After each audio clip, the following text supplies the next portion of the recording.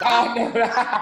It's okay. So it's a second recording. Compliance, you know what I'm saying? No. So listen, one of the things you kept talking about was like some of the tax stuff. Could you maybe elaborate on that and like the power of how like you Absolutely. can't So out earn taxes and inflation as a hourly or a wage employee, and how that always sets you back unless you own something? absolutely. Absolutely. So first of all, let me give you a disclaimer. I am not a tax advisor. I'm not a public accountant. I'm not an accountant. And then there's also, now that I got that out the way, let's talk about the difference between accountants. Okay. You're going to have a CPA, certified accountant. Okay. They're limited in the type of taxes they can apply toward yours. So be careful when you go to a certified public accountant versus a public accountant.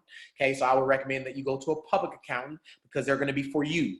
A CPA mostly is more for the IRS. Okay, so they're going to be limited in the regulation that they're going to apply towards your taxes.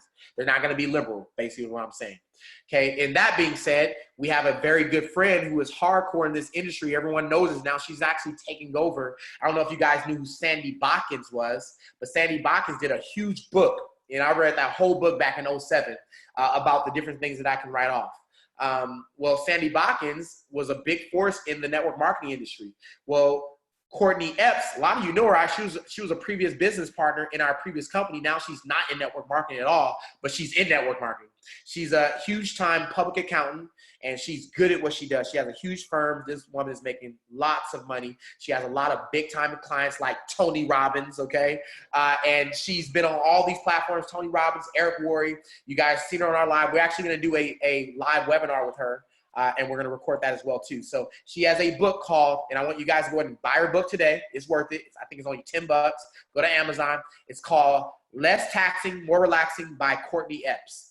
Okay, she has a chapter specifically about Forex, but she has chapters about real estate and all the other tax write-offs right now. So let's, in turn now, let me give some, this is not advice, but let me tell you what just got passed. When you go to write off your taxes, okay, first of all, if you're going to H&R Block, you're going to the wrong people. Okay, you're going to people like yourself. They're just plugging in your numbers, and then they're charging you a couple $100. That's crazy. You are committing suicide if you're going to H&R Block or any of these little small pop-up, accountant shops. Okay, go get you a personal account and pay the costs. Okay, I'll tell you, for us, I think Courtney, and it might be more, Courtney charges $2,500 per year, and then she charges some additional expenses to do the bookkeeping as well. Trust me, it's worth the bookkeeping. It's worth paying the $2,500. Trust me, okay? She's going to save you a lot of money. Now, some advice, or not advice, but what we do. They just passed where your meals, you realize you can write off when you own a business. This is not you being, if you are working for someone else, you make 6 figures right now, okay? Here's the bad part about making 6 figures as an employee. You really don't make 6 figures. You make about $60,000. They're going to get about $40,000 out of you. You're going to pay taxes, unfortunately. Then don't be single and make 6 figures. You're committing suicide. You're going to be mad, okay? If you're a married couple making above $150,000 or $200,000, another bad situation. Okay, it's not going to be good for your family. You got to find tax write-offs. So hopefully that you are incorporated. Hopefully you understand having a limited liability company. Okay, let me tell you about the different entities, okay? LLC, first of all, for the protection, okay? Now you gotta run this like a company, because if you don't run it like a company and the government finds out, they have something called piercing the veil, okay? So when they pierce the veil, that means they're gonna prove that you weren't really an incorporation or you weren't really a limited liability company. So make sure you have an accountant, okay, that is going to advise you and keep your books clean, okay? So your veil isn't pierced. Now that's the protection part. Now here's all the write-offs you're gonna get for being a company, okay? Being your own company. You get to write off 100% of your meals right now, okay? You get to write off gas mileage. If you do it the right way, you get to claim your entire car under your business and depreciate it, okay? So if you got, and you can't do this with a Lamborghini or a Bentley, okay? Maybe you can, you better talk to a public accountant for it. Almost pushing the curve with the BMW, okay? But you get a car. Right? You put the BMW on a Turo, make it a business, whatever. You can now depreciate your car. So if the BMW is worth $100,000 and you depreciate over a 7-year period, you divide $100,000 by 7 years. Boom. That's writing off your income. That's the part you're gonna write off per year. Made up depreciation pretty much, but it's in the tax code. You have real estate. You're gonna write that stuff off too. Maybe you rent an apartment right now. If you take one of your rooms and you put a desk in it and it's solely for your business, you get to write off that entire room on your taxes. Okay. Supplies, write off all supplies. This meal man, if the government didn't just help you out for those, everyone on this call should be figuring out a way to get an LLC. There's no better way to get an LLC than to start a network marketing company. That's the truth. Okay. If you get a network marketing company, you're going to put that network marketing company under an LLC, folks. You now have a business. Okay. And everything that I'm talking about right now, you can take advantage of. Okay. So you're going to get with Courtney Epps. You're going to read her books. You might even reach out to her and hope, and I'll tell you, she's taking high dollar clients. So you might not be able to become a client of hers. It depends. If you get to talk to her, you better take it. So you get a public account that's going to help you and help you run your LLC. So now you have your network marketing business in place. You write off all this stuff. What are some other things you can write off? Okay, we talked about meals. We talked about the depreciation of the car. We talked about supplies. Forex, okay? There's going to be times you might take losses or whatever. So some of the Forex stuff, maybe there's some additional tools. Guess what? You can write off all your Forex stuff. Okay, why? Because it's education. You write off all that education. So most people think so when people say it's a bill, it's not a bill. It's not a bill.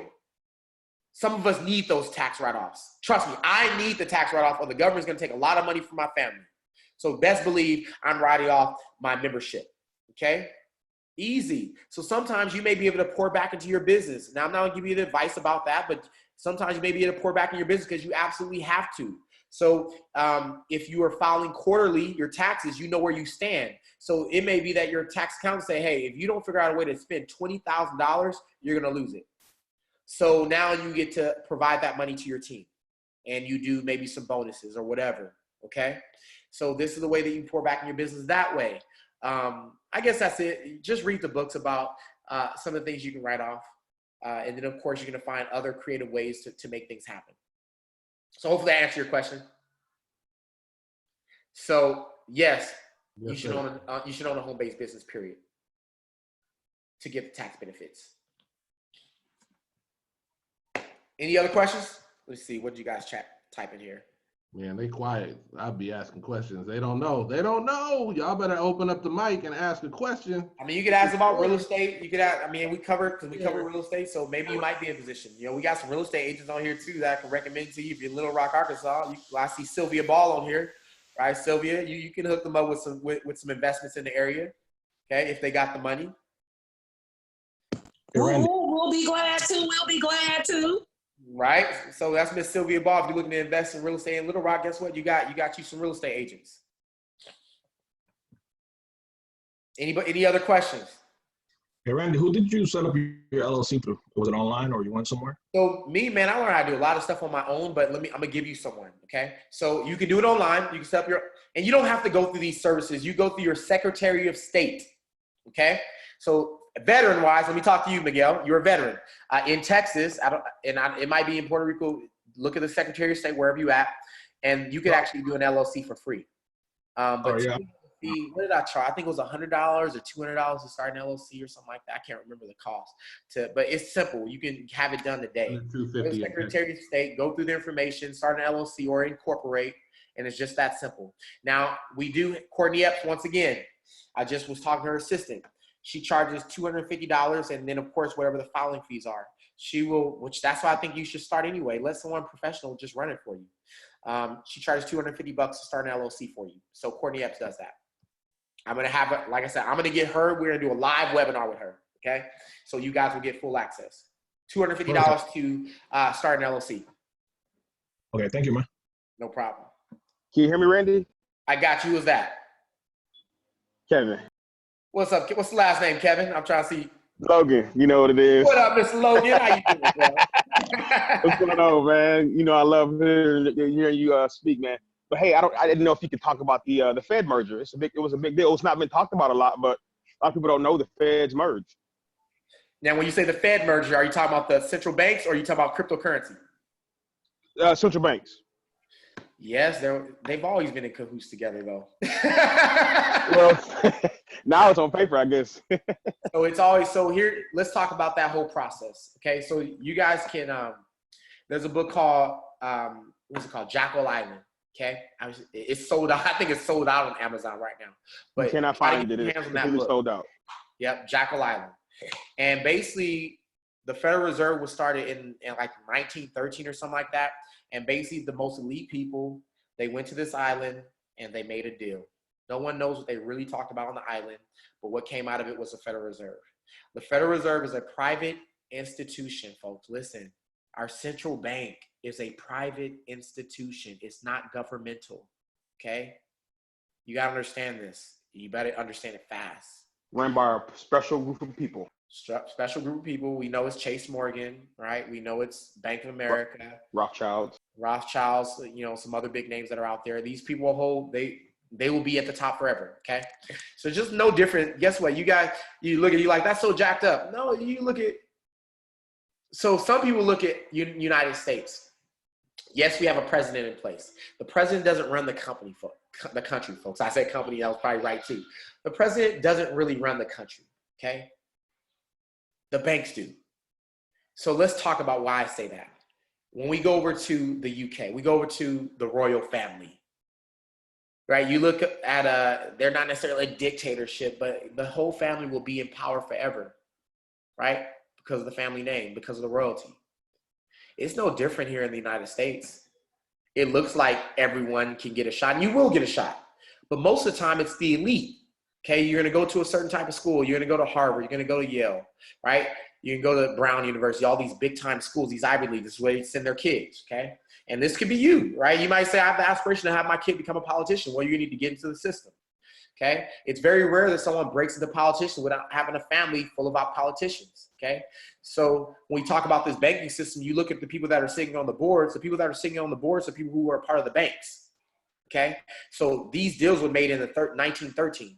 So our political system / banking system is no different than the royal family holding power in Europe, okay? So understand that. So now that we have that down, let's talk about the merger, which has always been merged, okay? In 1945-ish, okay, after World War II, how this all came about is that we used to be on a gold standard.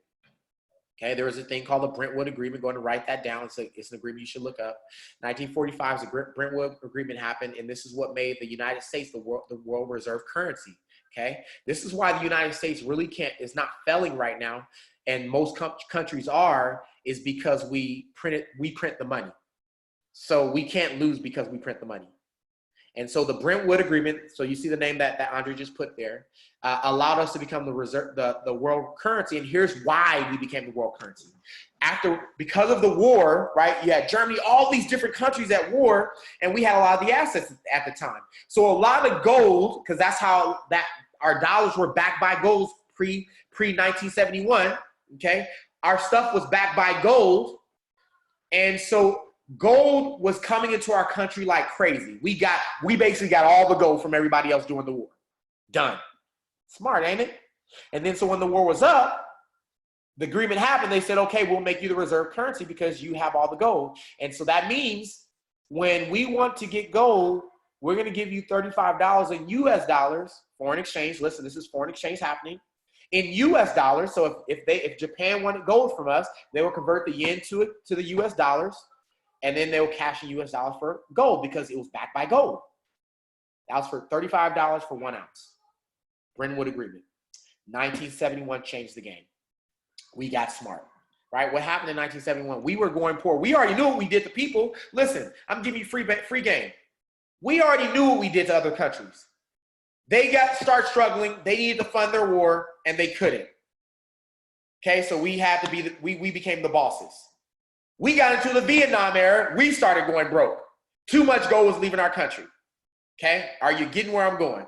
We already knew what we did. So what did Nixon do? Nixon says, we will no longer convert the US dollar into gold. That changed our monetary system forever. It stole your wealth. It stole your family's wealth. Okay?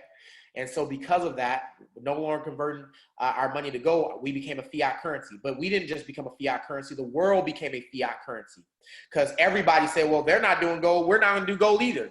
So all the central banks went in cahoots together. All right.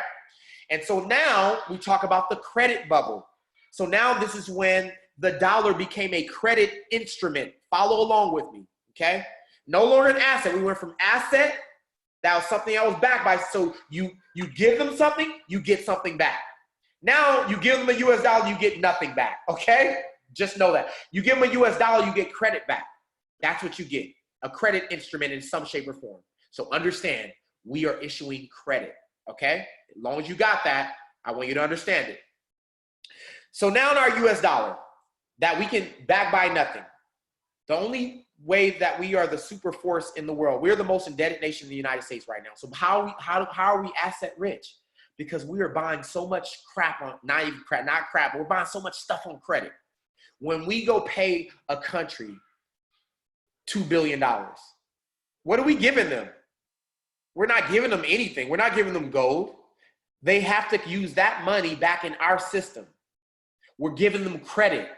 We're saying, here's $2 billion of credit. You can use this back. Forget credit. We're giving them a charge card. Okay, you know how you can only use a charge card at one store? It's not even credit, because credit you can use everywhere. We're giving them a charge card that has to come back to us. So we print the money when we want, okay? And then we say, here, let's say, for example, we give money to, this happened. Let me give money to Zimbabwe. Okay, first of all, understand what we're doing to Zimbabwe when we do this. We give them, let's say we give them $1 billion. Zimbabwe has to now take that money and buy assets from us. Okay, so what do?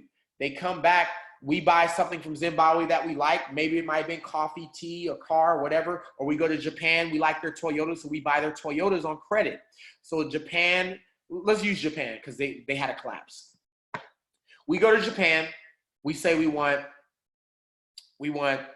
10,000 Toyotas. Okay, so we order 10,000 Toyotas.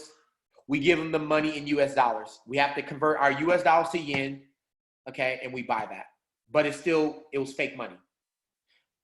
But we give them US dollars. For them to convert it to yen, it has to go through their banking system. So instead of them saying, no, now they already collapsed from us giving them the US dollars. Because when our US dollars goes into their central bank, their banking system, they have to convert the US dollar to yen. So when they do that, they are going to drive up the demand for their currency, which in turn affects their exports. They want to keep their exports low so that countries will buy from them. Right? It's just like you go to different stores. If it's too high over there, I'm going to go to a different store, and then you lose the business. So they want to keep their exports low for other countries. So when we go and give them, $1 billion US dollars, and then they insert $1 billion US dollars that's not backed by anything into their banking system, it spins off credit. And so now, because they're on a fractional reserve and we're on a fractional reserve, what does fractional reserve means? That means the bank doesn't have to carry all of the money. Okay, that means anything you deposit into your bank account right now, they only got to hold 10% of it. That's why if everybody in the world went to the bank right now, the money wouldn't even be there. Isn't that crazy? The banks are charging you on fake money. That's what's happening, okay? But listen, $1 billion goes into Japan. They put it into they got two options. Put it into their money system or invest it back into our system. If they go back into their money system, here's what they have to do. They have to take $1 billion and convert it into yen. When they do that, guess what? It's a high demand for yen. What does that do? That drives up the value of the yen. When that drives up the value of the yen, it's good for the people in Japan. It's bad for the imports or the exports going in and out. Okay? So they don't want to do that. That's why the government is heavy in the forex market. They manipulate the currency. It's not manipulation. I hate using that word. They control the value of their dollar. Okay, so that for import-export reasons, okay? So they're not going to do that because they don't want our dollar to flood their market. So what they do is they put our dollar on a reserve and they say, we're gonna invest $1 billion back in the United States. So they may come and see, I like real estate in the United States. I like their stock market. I like whatever. So they come into the stock market, they see American Airlines is low. They say, cool, we're gonna buy up American Airlines. Okay, cool, we're gonna buy some real estate properties. What are they doing to our economy now? For you, it's a good thing. If you were investing in the stock market, you get this inflationary push up and you're invested, you're getting money in, and you're looking the way our money system works. But understand, this is a short-term balloon over a 10-year period. This is why you got to understand business cycles, okay? It's all in cycles. You have 10 years to make your money and then pull it out. That's just what it is, folks. It's what it is, okay? In all of our investments. Real estate, same thing. You have a certain amount of years, and then the market's going to crash, and then it's going to go back up. It's going to crash, and it's going to go back up. It's going to crash, and it's going to go back up. So you have to know when to get in and get out, okay? So what do other countries do? They invest the money back in our economy. They invest in our stock markets, invest in our real estate. Okay, so this is why Forex market is so powerful, because in between all this stuff happening, you're making money because of the volatility of this stuff happening. Okay, I don't know what the question was answered. I just started going off talking. So this is why silver. Since I'm talking about the answer though. Yeah, appreciate the answer. Okay, this is why silver and gold is important. Okay, so long story short, how our system works is this: fake money, bad. Let's call our fake money bad money.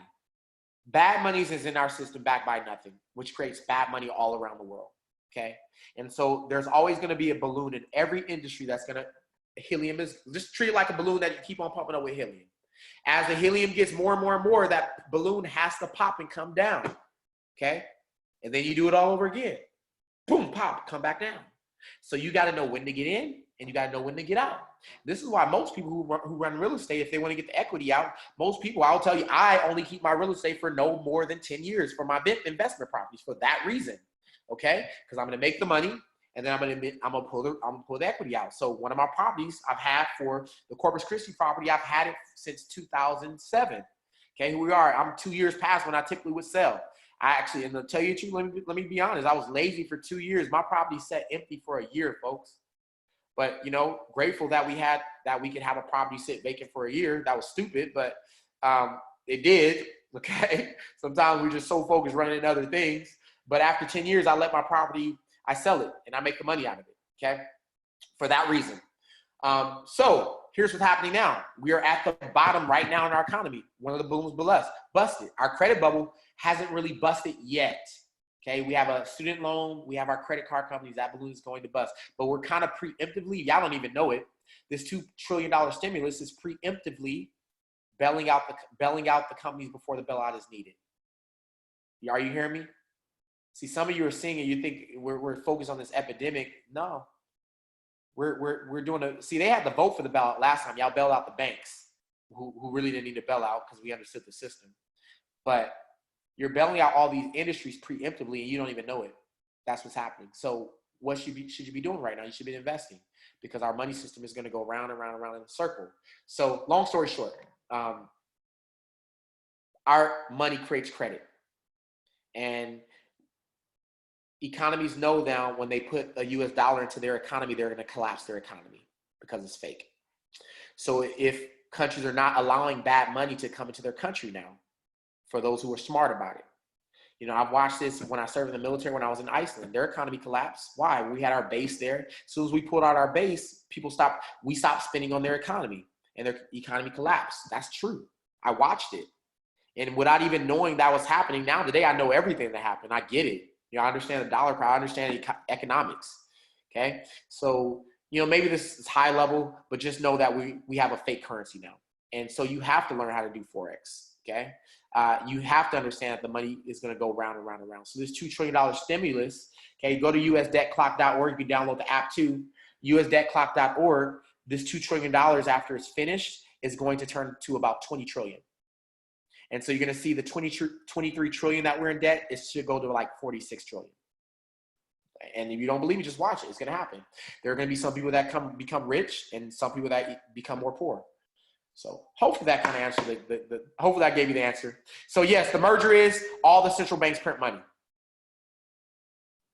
That's what it is. You have anything you want to add to that, Kevin? You hit the nail right on the coffin. So I never realized how much I would learn about the banking system, the government, the way things work, the value of money, just by trying to learn how to trade Forex. That's all I wanted to do was learn how to trade Forex. That's right. And here I am trading binary options, and man, it's amazing. Yes. And dude, I would have never, me and you're the same. I would have never learned everything I'm talking about right now. Like Forex pieced everything together for me. I would have never probably read Dollar Crisis had it not been for joining this company, being a part of Forex. I would have never learned, I always knew about the Federal Reserve, but I never pieced them together of what they did. And now I know, when they inject money into our economy, when they lower interest rates, what that means. Okay, our whole money system. Listen, our whole money system is based off inflation. Okay, period. Inflation has to happen, meaning prices have to go up and increase, right? Hence, that's why real estate and all these other assets, they go up at some point, and they do just like other trends, right? So we look at the uptrend. They're always going to trend up. That's the good thing. The bad thing is if you're not trending up with it, you're going to become poor. Okay, so everything's going to always trend up. The bad thing is if you're not trending up too, you're going to be poor. Okay, you may think right now I make $100,000 per year. You're going to be poor. If you stay at $100,000 a year, you're going to be poor. Okay, that's why I said $1 million today is not the same. That's why you hear millionaires now, multimillionaires saying millionaires. They're saying billion is the new million because it's true. You see all these millionaires shifting and say, I'm becoming a billionaire because they see that their money is no longer the same. So you must have a trajectory in your finances just like an uptrend. So how does an uptrend really look? Okay, let me spotlight this, make sure people are seeing this. So your trajectory must look like this. What do we, for all of our traders, you know this, it goes Our up. highs. We have our correction. Okay, that's our recessions, right? Then it goes up, recession. Goes up, recession. Goes up, recession. But ultimately, we're still in an uptrend. Now the question is your income trending the same way? Most time not. When this is going up, okay, if you're a consumer, you're on a downtrend. So as the dollar is becoming more powerful or less, or goods or services are increasing, equity is increasing for everybody, your money's looking like this because it's buying less. So your trend looks like this, down. You're like, so when things happen like this and you get the crash, you get an impulse down. You're like, holy crap, shh. The government inserts money and you think you're good. And so then it goes like this again. Now you're like, okay, it's good, it's good, it's good. Oh crap, shh. So during your recessions, it hurts. You're not winning. During our recessions, this is a pullback for me, it's entry point. Listen, so I hope y'all are catching this game, right? So you got the impulse. We're not getting in on the impulse. We don't jump in the middle of the impulse. There's people trying to invest in real estate right now. I'm not investing in real estate right now. We're right here. I'm not going to invest right now. I'm waiting for this. Oh, crap. I got to sell my home, foreclosures, all this, tax liens. I'm getting in at the base level. Boom. There's my entry point. Real estate. I'm buying up properties. I'm buying up American Airlines. I'm buying up Delta. You know, go to Cash App, folks. You can see it. We're looking like this right now. And then what happens? Boom. I just doubled my net worth. Keep your eye on Boeing. My net worth. Crazy. Okay. I hope y'all Everybody got that. Next question. Anybody else? I know you were saying that we can go ahead and buy the silver. Like, what's the best place to go to buy the silver when you saying it was low right now? Right. You know what? Let me go tell you where I give me 1 second. Let me go If you show y'all. can find it right now. If you can find it, it's hard to find right now. I can find it. I just hit my butt. I'll be right back for you. Just so you know that site that I sent it, posted in there about the silver purchases, I have a bunch of people on my team who have already purchased real silver bars from them. Oh, you put it in there. Oh, Andre, they have silver bullions there? They have them available? You can buy silver bars. You can buy 1 ounce silver bars. They're very small. They're like almost look like little coins, but they're made into like a little bar. And you can buy them. The spot price right now is around $14, $15. If you order more than $100 at one time, it's even free shipping from that particular site. All right, I am back, y'all. So it's the JMB building. So Yes, check us out. Bullion. Spotlight this. Randy referred, but I'm just telling you that I have people on my team who've already bought several $100s from that particular site. So here goes one. You can do several ones. So it's Money Metals Exchange. Okay, they get all the certification stuff. So go to Money Metals. It's www.moneymetals.com. Okay. All right. So let me show you what it looks like. So here's what I'll tell you. I want you to do research. Okay. So don't just think you can just go buy silver and it's going to be all right. There's certain things you want to guarantee. Okay. So if I buy silver dollars because that's a mint press. Okay. If this company is selling fake silver mint press eagles, right? So you can buy an eagle, you can buy what they call the kangaroo for Australia. They have to be fully silver, okay? So I learned that and I start changing to, initially when I bought silver, I bought an ounce like this, okay? 100% silver, see that? Yeah. So we're Buffalo. So this is a Liberty. 1 ounce of silver. Okay. And then I stopped doing those. I said, okay, I did research. I was like, good company, still out, same company, but I started buying the actual silver dollars. Okay. This is real silver, a real silver dollar right here. Okay. And then you can buy the actual case. You can buy, and so hey, got silver swimming like DuckTales. Ooh, okay. All right. So you buy silver like this, and so right now, man, $14 an ounce. Everybody should. I would recommend you buy one. Just see what it feels like. Buy 1 ounce, folks. And what's the worst that's gonna happen to you? Okay. I got 14 and a quarter eyeball right now. Smart money concepts. 14 and a quarter. And bro, you know you've collected so many silver dollars of bullions, right? Silver, and then you can also buy gold. Just know gold. I would recommend if you're not working with a lot right now, focus on silver, and then you can shift to gold. Now you can buy gold in tenths, so you can buy a tenth of gold. It's gonna look like a little dime that you can buy, but just buy something, okay? Now listen, folks, this is not to make you rich. This is to protect your money. Okay, so silver will always be you can melt silver. Do you understand? You can melt silver down, and silver is used in iPhones and all type of other stuff. So they will always have to use these. Okay, so as you invest and you stack this stuff up, solar panels, Tesla, they all need them. Was that the site, Randy? Moneymetals.com? I say again. Was that the site? It was moneymetals.com. I just put it in there for everybody. Moneymetals.com. And they actually, I don't know how to do it. They actually have a referral program too. I got some ideas that I'm gonna bring to the table. But hey, Randy, quick question. I'll send you guys. There is a referral program. I haven't been using it, but because you can get like a free. So what I'll tell you, I can send it to you guys, but you can just go on there and buy. And then just know that you get a free ounce of silver if you get someone who buy over $100 or something like that. So you can do that. There it is. What was the other question?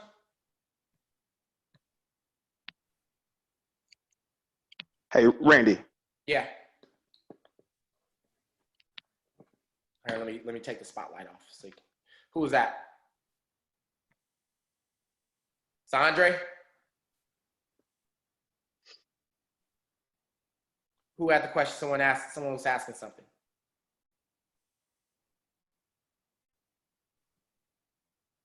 All right, so here's what silver and gold does. Silver and gold is not something that's going to make you rich. Yes, it's something to hedge your money. So remember we talked about if you don't know exactly what to do, you're saving for your retirement. Now I'm not going to say don't put all your money in silver. Never put all your money in one thing, okay? You hear people saying putting your eggs in one basket. So you got to have a strategy, okay? So a suggestion, probably 10% of your savings, right? Just in case, I don't know what will happen. You don't know what will happen. But just in case something goes south and maybe we stop accepting silver or gold or whatever, which I don't think will happen, you only risk 10%. So only risk 10% of your account doing this, okay? And this is not going to make you money. Let me say it again. This is not going to make you money. It's going to hedge your money. So remember we talk about that uptrend? This is going to be in alignment with that uptrend. Okay, so if you don't know it, it's like almost swing. It's like swing trading. Okay, you don't know what to do, but you know it's going up. I'm just gonna buy it and let it float. Okay, so this is gonna be something you're gonna put in your vote, and you're not gonna look for it. You don't look at it again. It's gonna be something you say, oh crap, I forgot I got 1,000 ounces of whatever, and then you can cash it in or you can pass it on to your kids later on. God's money. It's God's money. That's it. And California just mandated to all their houses starting 2020, January 1st, have to have some form of solar. Guess what solar's main component is? Boom, silver. Tesla. Guess what they use in their batteries? Yep. Yeah. It's coming. Man, so do you guys understand? So let's talk about that real quick. So what that means is most people are not putting this together. So what does that mean for me? It's supply and demand. Okay, that's all that is. So the more that silver starts to get used, or the more that gold is used, it's a supply and demand. So the more demand, less supply for it, the more it costs. Okay, so as we start becoming limited in this resource, okay, the value of it's going to go up, right? So as the world gets bigger, the utilization of it gets bigger, the value of it gets bigger. That's all it is. That's why that you're like, how did it go from $35 an ounce for gold to $1,600, $1,700 right now? Well, some manipulation, but it's the demand and the obviously we took ourselves off the gold standard because there wasn't enough. So it's the demand versus the supply. Very high demand. We have a low supply of it. So what do? We make it cost a lot. That's it. That's all. Let's look at supply and demand. Let's look at Michael Jordan. He's one of the best. You guys, most people hate that he does this. Okay, especially because it's really let's be honest, it targets a certain group of people. Okay, Jordans. but let's just talk about it in a real life. It's unfortunate, and now we're having a real conversation. Most of us have a consumerism mindset. Okay, we look at brands and we want to buy them at the expense of our family. So let's talk about Michael Jordan. Okay, Michael Jordan can easily create thousands of Michael Jordan's brands, you know, from your number 1 to your 11s, whatever. Okay, he can produce those because they come straight out of Indonesia. They come straight out of factories in China. By the way, shoes made for $2-3 a piece. Okay, and what they're marked up to $200, $300, $500 as collector items. Why? Because he limits the supply.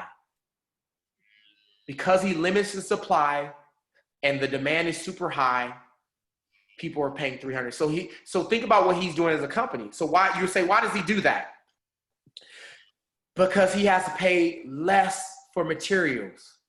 So if I can create a demand for my asset, okay, and then limit the supply, I don't have to pay much to my manufacturers. And now I get the bank off of you, off of one sell cycle, $200, $300 off of one person, versus if I was to sell the same dang on shoe for $30, I have to I got to go find 10 customers to get the same kind of money for one. Why do that when I can pay less to the manufacturers and make more from the consumer? That's all that Michael Jordan is doing. That's economics, okay? But you have to find a way to create demand for it. So someone put crypto in here. That's exactly the thing. So what's happening with cryptocurrency? This is what banks, and so here's some more free game. Okay, the stimulus that just got passed. You better read it, okay? You better read it. What the government is trying to do right now, they're trying to insert themselves in the cryptocurrency market, okay? They even going as far as saying that inside that bill right now, it says that we are giving up, by the way, we're giving up rights. Okay, here's our rights. We're giving up our privacy in that bill. Y'all don't even know it. You're about to take this check and you don't even know what you're about to get.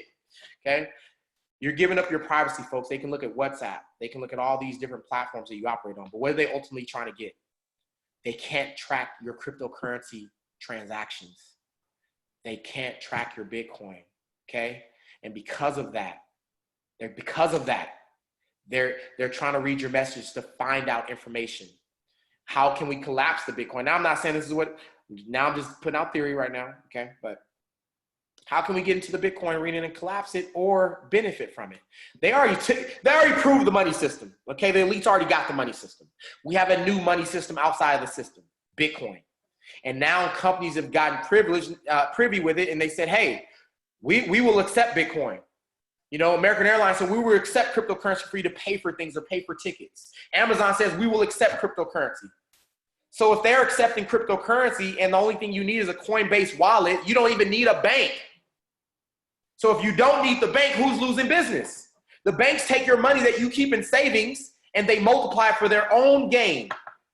And now you have cryptocurrency, which as the demand gets higher and the cryptocurrency gets lower. See, this is where the rich in the banking system manipulate our currency and you don't benefit from it.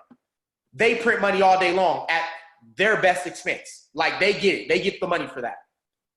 There is no other Bitcoin. Matter of fact, the person, they lost everything. We just have an algorithm that's going. So what you're looking at when people are saying the cryptocurrency is going to go to 100,000, cryptocurrency is going to go to 200,000. Yes, it's going to do that. They don't know when because they have to create the demand for it, right? It has to keep on getting educated to people. And so as people realize that they can transfer money to their brothers or sisters without wiring it and getting charged 30 to 40 bucks per wire, they will say, I'm comfortable with Bitcoin. So, hey, download Cash App or download Coinbase. I'm going to send you $200. Give me your address. You take their address. You put it in the Coinbase. Boom, hey, in seconds, you just sent $200 or $500 to your brother or sister or whoever around the world. No bank involved. The bank just missed money because guess what? That was $500 that could have went through the bank system. What do? When you put money in the bank system, they say it's going to take 7 days. Bull crap. It doesn't take 7 days, y'all. It takes a keystroke. And the other bank has the information. Here goes the bank transfer. That's why when you call the bank, you're like, hey, what's holding up my money? They look in the system. They see the money. And they say, yeah, it's on hold for 7 days. How is it on hold for 7 days when you see it? Because they're trading your money. They're investing your money. They're holding it to do things. Imagine you're not the only person in the process. They're doing this with millions of people. So you look at it and you think that, well, what do they want with my measly little $1,000 or my $2,000? It's not your measly $2,000. Times that times 1,000 people. They're doing that 1,000 times. Okay? So cryptocurrency is currently a threat to the banking system. You're taking money out of their mouths for them to get more richer. So here's what the government just did. They said we want to create a digital dollar. And they're finna impose their way in.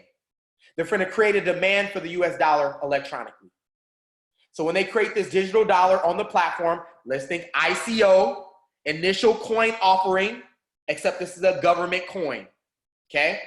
They're gonna require you to create some type of wallet that you're gonna receive your $1,200 from. And now you're in the cryptocurrency space. Now they've created demand for the US dollar, and now they're in cryptocurrency. Now they can get some control in the cryptocurrency space with the attempt to try to collapse the market or whatever they're gonna do with it, okay? So this is just, as you learn the system, I know that knowledge is way up here. Some of you probably like, what are you talking about right now? Okay, get smart, know the system. It's gonna happen, okay? So go look at the stimulus. There's a digital dollar in there. They passed it. Okay, they pass where they can monitor your WhatsApp and all the other platforms too. They're gonna figure out a way to get the money. Okay, that's what's happening right now, folks. This is war on the financial system, and they're gonna force you to make a decision. You know, what's interesting, Randy, is Denton, Texas, is like a test case for all the stuff that you've been talking about. Yeah. When I first moved here in 2008, you could rent an apartment, 3-bedroom, 2-bath apartment for $750 a month. That same apartment now, 12 years later, is $1,600 a month. See? So yes. Unless your wage doubled, then your lifestyle decreased. Absolutely. Right? Because of what you've been talking about for the same exact space. So it doubled in price, but your wages didn't keep up with the inflation. Right? And so now you're poorer, even though you might be making more money than you ever made in your life, but your money didn't double at the same rate that inflation, rent, everything else went up. So say you went up 30%, you're actually down 70%. Do you see what I'm saying, in lifestyle? So anyway, just interesting. That's it. And folks, it's going to continue like that. That same unit is going to go up even higher. It may come down. It may, as demand, like let's say that it's going to go so far up that people can't afford it. So it's going to do a correction, but then it's going to correct back up. It's going to do that impulse again. It's going to push back up. It's the same. Okay. When do you think the housing bubble is going to pop? Because it's going to happen. We just don't know when. The housing bubble is about to happen. So here's what happens. It's a cycle. Okay. It's going to pop at the point where people can't afford it. Okay, it's at the point where people can't afford their mortgage. So right now, we're on the brink of a crisis happening in the housing, every market right now, because people have to sustain. You got your Airbnb people, right, who started a business, and maybe they leveraged themselves, and if they didn't leverage themselves correctly, meaning have reserves on hand, there's some sales about to happen in the Airbnb where they're backwards in their loans right now. Okay, so when all this is over, and they can't cover those mortgages, and they can't get people to rent the homes fast enough, they're going to go belly up on those homes, okay? And when they go belly up on the homes, it affects the bank system too, because the bank doesn't want that asset. The bank wants to make the money from it. So at the point where there's too much supply and no demand is when the housing market will tank and the price will correct back down. And I think it's 2 years past due, to be honest.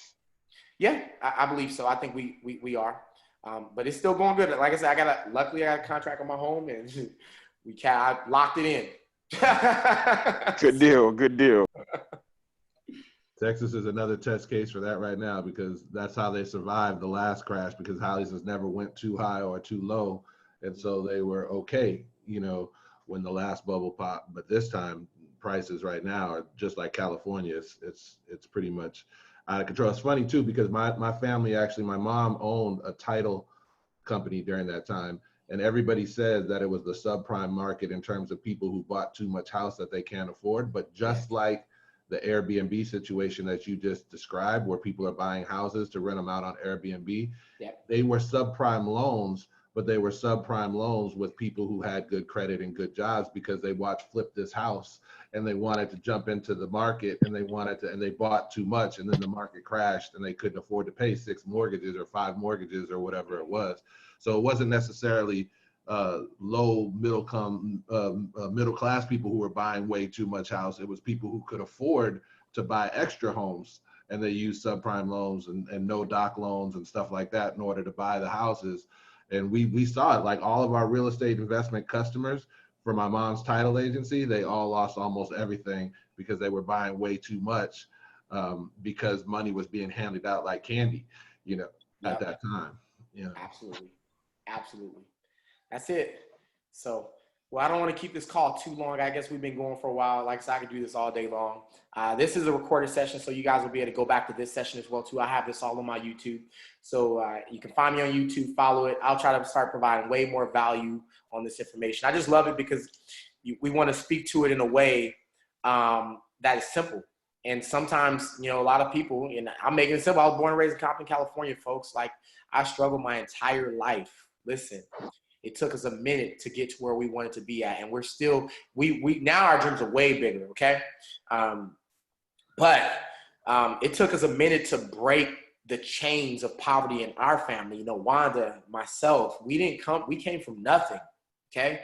And so this is why we believe so much in the industry, why we believe so much in the education now, why I'll give free information. I don't care. I'll tell you how to get a real estate property, all that. Okay. Because it doesn't take for me. It's an abundant mindset. Just because you learn how to do real estate and you learn how to trade Forex and you learn how to get a high income does not impact me. It makes me feel good, actually, by giving that information. And the universe, God, is going to reward you for that. So the more that you increase in people, the more that you increase in yourself. So that's our call, folks. Thank you all for taking the time being on, man. You guys held on strong. So we've been talking now for 2 hours. So you will see this session on YouTube, folks. Follow me at the official Randy Webb on Instagram. I think we're going to be launching a podcast as well. This sounds like something good that we can keep on doing. So making investments simple for the average person. So you guys have a great one. Let's go. And in everything that you do, continually leave a legacy. Peace.